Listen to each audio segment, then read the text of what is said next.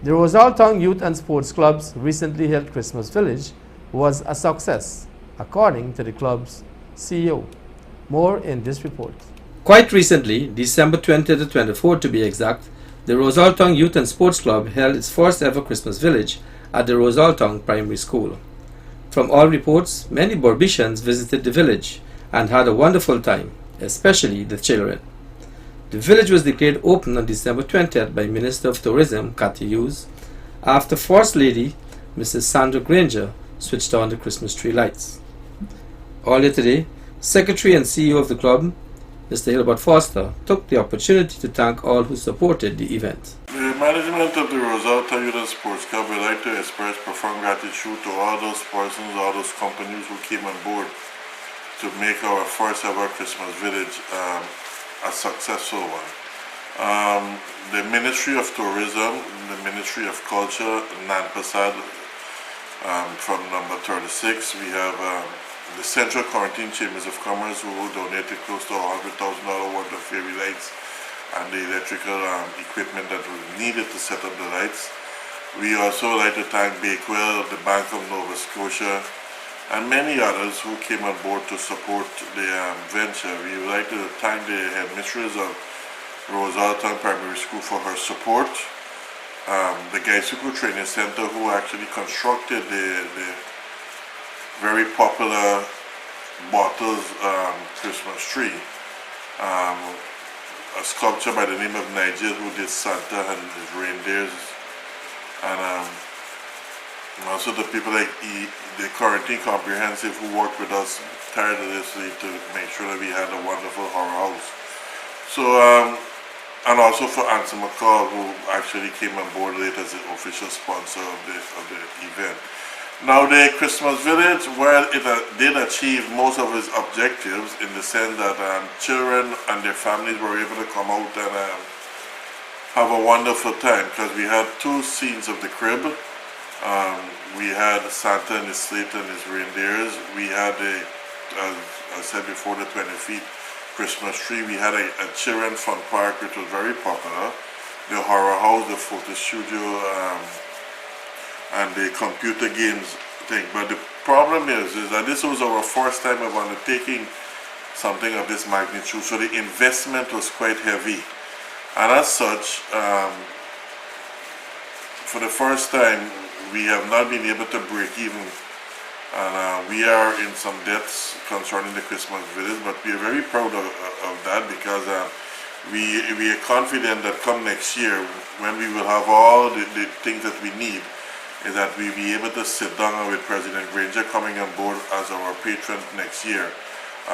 We are quite confident that we'll be able to make it quite bigger to an international standard, and come 2016, the Christmas Village will be one of the best ever held in Guyana. But thanks very much to everybody. Thanks to the Guyana Prison Service, who sent prisoners at great risk to assist us to clean up the venue, to the Guyana Police Force, who provided security, to the Guyana Fire Service, who assisted us to wet the sand in the compound, and for all those volunteers who turned out for 5 nights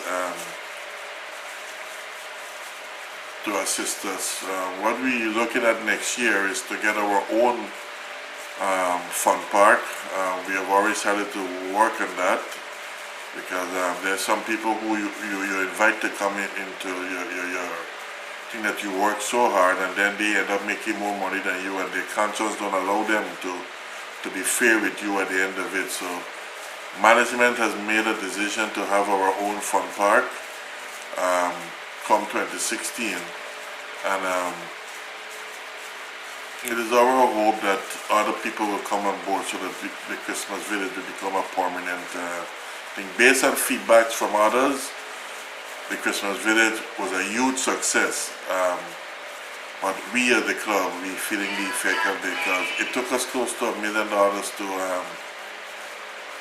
to get everything ready for the Christmas Village, and we perhaps received less than half of that in revenue, because it only was $100 to go into the venue for children. But we're worshiping and promoting the work of Jesus Christ. Nothing is too high, so we quite happy with it. Mr. Foster also extended best wishes for the new year to all. The patron of the Rosalta Youth Sports Club, Ms. Beverly Harper, our incoming patron, Mr.